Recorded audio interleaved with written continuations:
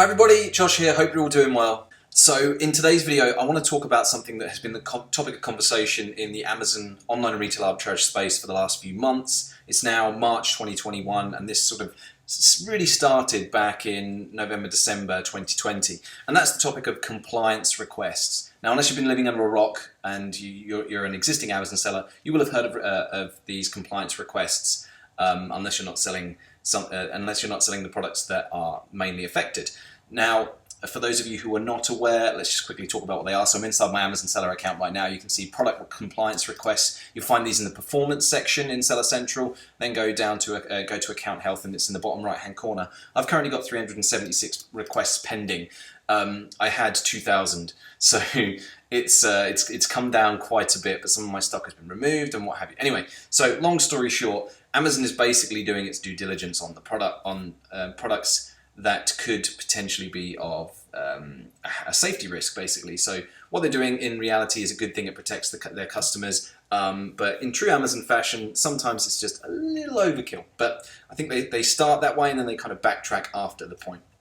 So what these compliance requests are for is it mainly impacts products, well, not mainly. Amazon's criteria is that if the product is intended for use by someone under the age of 14, then it's potentially subject to a compliance request. Now the weird thing is, not every single product that is intended for use by someone under the age of 14 is going to be subject to a compliance request, but generally, maybe sort of like 70% of listings that are toys or baby products or something like that, that are specifically intended for use by the people under 14, not used by the parent for the child or anything like that. It's like if it's required for intended for use by someone under the age of 14, then it could potentially be subject to that. Anyway, so what I'm looking at here is a whole bunch of these compliance requests where Amazon's saying we want a declaration of conformity certificate to ensure that the product that you're selling on our platform meets the minimum safety requirements. Now, when this happened, and in the last few months, it's kind of put quite a few sellers into panic mode. Now, I've been selling on Amazon for about 8 years now, and I've been through my fair share of Amazon shake-ups, seen all sorts of things happen.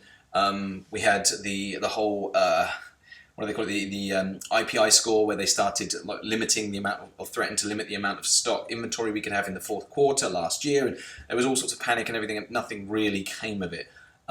So I think when this first happened, I immediately, when I heard about it, I was like, okay, this sounds interesting. I'm not going to panic about it because I'm sure it's just going to be like every other. It sounds worse than it actually is, and not a huge amount is really going to come of it. So in this video, I just want to talk about my thoughts on the compliance requests, what that means for sellers who sell online and retail arbitrage going forward, how I'm personally handling it, I guess you can take away what you like from that. I'm not going to make any specific recommendations necessarily because it's entirely up to you what you do in your business. But for me, certainly, toys has been a staple, like a cornerstone of my Amazon online and retail arbitrage business.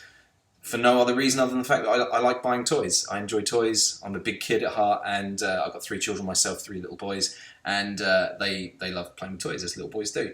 So I've got a good connection with toys and a good reason to sort of be keep my ear to the ground and see what's happening in the world of what's exciting, what people want to buy. Anyway, that being said, what with these compliance requests, it's made it slightly more challenging.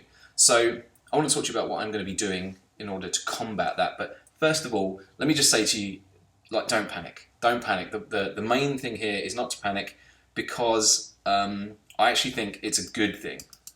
The reason I think it's a good thing is because you've got lots of sellers, and I call these people hobby sellers, that kind of come in and they don't really know what they're doing. They've got no real guidance and they have a dabble at it. These are the people who are normally responsible for tanking the prices. So the hobby sellers come in and they kind of dabble about a bit, and then they end up leaving soon after because they damn it, saying, oh, Amazon doesn't work, but it's just because they didn't do it right.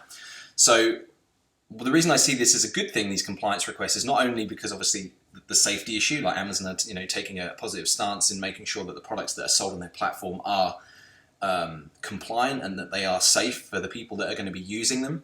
Also, it gets rid of a load of crap, because there's a load, let's face it, there's a load of crap on Amazon. There's a load of Chinese manufactured and sold products that don't have any packaging any of the packaging requirements that we have here in the UK. They're sold from China, shipped directly from China, and they've got like 0 things on the packaging, no hazard warnings or anything like that. So in reality, like, Amazon doesn't know what those products are. So I think that that's the main reason that they have done this. I know a lot of feeling I loiter about in a lot of the online retail arbitrage Amazon selling groups on Facebook. And a lot of the feeling is that Amazon are doing this to penalise the small guy, like they don't like us third-party sellers, they want us off the platform. I don't think that's the case personally. Again, I've got quite a few years under my belt selling on Amazon now, and I've felt that way before, trust me, I have. But we are, as third-party sellers, responsible for a huge amount of Amazon's income, and it would not make any sense for them to clip the wings of, clip their own wings and make things more difficult intentionally for the third-party seller. It often feels that way, but in actual fact, I think it just adds a few more hurdles in, which makes it less competitive, because the hobby sellers in the market, they leave, they're gone, they're out of here because they've not got the stuff that it takes to stay the course, fight through. It's going to be those of you that stick with it and come out the other end that benefit financially from it, which, like I said, I think that's a good thing. So now we're going to have less people selling toys as a result. So I am going to continue to sell toys. I'm going to continue to sell toys. I'm going to continue to sell other products that are subject to compliance requests, because what I have seen is a reduction in the amount of sellers, obvious. There are far less people selling toys now, and far less people, like, everyone's been spooked off of it. Not everybody. The vast proportion of sellers have been spooked off of selling toys. Now, why am I going to tell you about this? Because my impact here, I don't get to speak to a lot of people. There'll probably be a few hundred people view this video, and those that are in my private coaching group. So I don't see any harm in talking about it, because I want to help other sellers get some more revenue, get some more sales in. So what I'm looking for when I'm selling toys and things like that right now with the compliance request, the first thing is that Lego, you are 99.9% of the time, you're fine with Lego. And the main reason for that is that if you go to Lego's website, you can download all the compliance, you can download all the declaration of conformity certificates. So you can meet Amazon's request, their criteria for submitting the request, and your listing won't get closed. Because I kind of skirted over that, guys, but if you didn't know, Amazon gives you a certain time frame within which you've got to respond to the compliance request to keep your listing active. If not, they say we may close it, and they say may. It's not like we are definitely going to close it. It's we might close it. And in some circumstances, I've heard from some sellers that they haven't actually closed it on the day they said they were going to close it. So it's kind of like we don't really know the full impact of what this is going to be, and how frequently it's going to happen. But it is going to continue to happen as we go forward. So Lego, first of all, you're fine with Lego. So carry on with your Lego, crack on. Lego is going to be great. Again, there are less sellers in the marketplace because a lot of other sellers don't realize you can still sell Lego and meet the declaration of conformity criteria. I won't link to it below, because you can just go to Google and literally type Lego Declaration of Conformity Certificate into Google. It's like the first result. Takes you to the page. You enter the set number, like Lego set number 12345, and it will give you the DOC. Just download it in English. Otherwise, again, if you're selling on the UK platform, at least if you're selling in Spain, Germany, Italy, or France, and you're watching from those countries, then you might want to download it in a different language. But anyway, so you can sell Lego, no problem. Otherwise, what I'm looking for is low sales rank. I want low sales rank products, or bestseller rank, whatever you call it. I call it sales rank. Some people call it bestseller rank. So I'm looking for low sales rank, low bestseller rank. So I've got no exact number for this. I want to be in the 1%, but I will go a little bit higher. It depends on the competition. And like I said, right now there is very little competition with regard to selling toys. You've still got some of the existing sellers, some of the old sellers that were on there that are trying to get out of the game, and that's why some of your toy prices would have tanked. But if you hold strong in your prices, and you stay where you are and don't buy into the panic, then you're going to benefit from it later on, because the supply is going to reduce, the demand is going to stay the same. Like, demand for toys isn't going to change because Amazon have brought in compliance requests. Like consumers, buyers on Amazon, they have no idea that this is happening behind the scenes with Amazon sellers. So the demand is going to remain the same, but there's going to be less of us selling the same products, which means we get a bigger slice of the pie.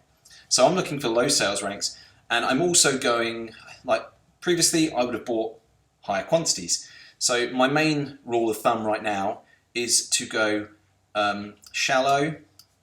And what I mean by shallow is I'm not going too deep into my quantities. like I'm not buying 50 of each, and I'm going wide. And the reason I'm going shallow and wide is because I can make my money go further. I can invest more money in less quantities of more products. So rather than having 50 of like 10 different products, instead I might have 5 to 10 of a ton more products instead, right? So I'm going to go shallow and wide. Of course, this then brings a whole new challenge into the ball game, and that's that we need to kind of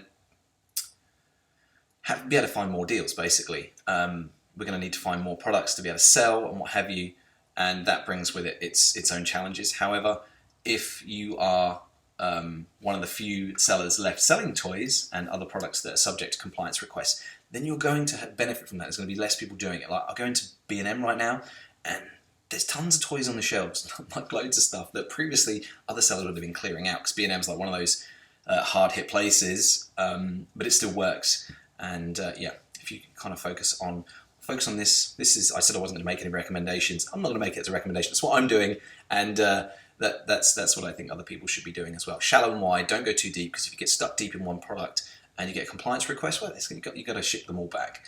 So what I'm doing for products that are being shipped back to me that I haven't been able to meet the compliance request criteria for, I'm listing them FBM. Now, I wasn't sure if this was going to work, but I've actually successfully sold a few products FBM. So FBM, for those of you that don't know, is fulfilled by merchant. I use FBA. M doesn't have 3 peaks. What am I doing? FBA is what I use primarily where Amazon store, pick, pack, and post my products on my behalf. But if you pull them back and you list it as FBM, you have to create a new offer. You can't replenish, because obviously that would be replenishing an FBA offer. Create a new FBM offer, and I've been selling them from my home office, just shipping them out that way. And that has worked for quite a few of my products. And that's what I'm going to continue to do with anything that kind of gets impacted. Not the best case scenario, but hey, it happens. And this is just another hurdle that's being thrown at us as Amazon sellers that we have to overcome if we want to benefit from the fruits of the business. So that's that side of things. Now, I also want to talk about the various different categories that you've also got the opportunity to sell in, because those that were just doing toys, like me, it was probably 70% toys, 30% everything else. Now I've started to diversify. And again, I think this is a good thing, because it's forced me to be more diverse in what I am sourcing. We also have a deal service in my company where we provide deals on Monday through to Friday, and we've diversified that as well into different categories. We'd always been diverse, but it's forced us to, we put more training into the sourcing agents and things like that to diversify our range of products that we're sourcing deals for. Sometimes we might have one day with like all beauty products, for example, but it's forced us to go out into different niches, which has been an interesting exercise, and I think it's interesting for sellers as a whole as well. So let's just take a quick look. I mean, these are just an example of some of the categories. Again, this is where people have panicked, like, oh, toys has been like 100% of my business, 90% of my business for the past however long. What am I going to do? Well, these are the other categories that you can sell in. You've got baby. Now, baby, obviously, again, I did mention that some of the products inside of baby are going to have been impacted by the compliance request. So baby toys, for example, yes. But baby bottles, baby prep machines, baby nursing things, all that kind of stuff, it's still good. Like, I haven't seen much of that come up in my compliance requests. Beauty products, that there is something coming in down the pipeline for the beauty products, but I haven't heard much more about that, and that's with the seals. I'm not going to talk about that specifically in this video because I don't know anything more about that at this time. I will update everyone as and when I find out more about it. Then we've got books. Books is amazing. Books is mainly in the whole pre-owned arbitrage space, as I call it, where that's the most profitable, I would say, buying books pre-owned and reselling them on Amazon for a profit. But you can still do books new.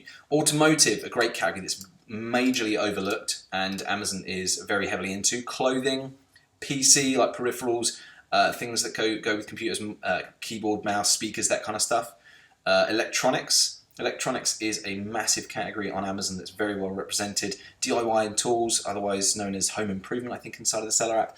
Garden and outdoors, sports, grocery. Grocery you're going to need to get ungated for, but it's well worth doing because when you get in there, you can do some awesome stuff, get some bundles going together.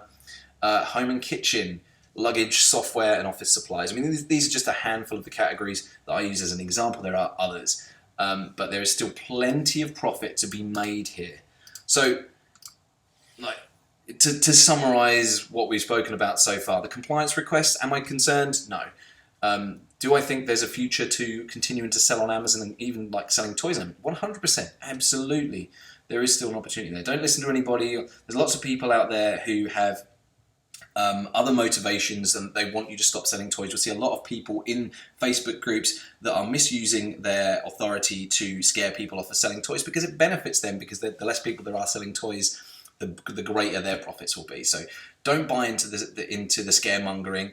I'm afraid there's a lot of it happening right now, and yeah, I'm going to continue to sell toys. I'll update you guys if I change my perspective on this, but right now that's where I am. That's what I'm thinking, and I don't think a whole lot is going to change in that respect in the near future, unless anything comes in from Amazon that really rocks the world. But yeah, still yet to experience that. So yeah, get stuck into these categories, guys. And if you need any help with ungating, I do have a free ungating training. I'll link to that below. You can go take a look at that. That will help to get access to some more of these categories and some of the brands as well. There's a lot of common misconceptions around ungating. I'm doing an updated video on that on YouTube shortly, because we're learning more about that all the time, and there's more gating coming into place, which again I think is a good thing, especially for us sellers that are serious about it. We've got money to invest into getting access to these brands and categories that other sellers don't have access to, because when they're locked down, it means if you've got access to them, the prices tend to stay stronger and there's less competition and what have you, and that's just better for you as a seller. Anyway, guys, we won't get into that in this video. I've rambled on long enough. I hope this video has been useful for you. Give me a like if you found it useful. Let me know if you've got any questions in the comments. And yeah, I'll speak to you guys again real soon.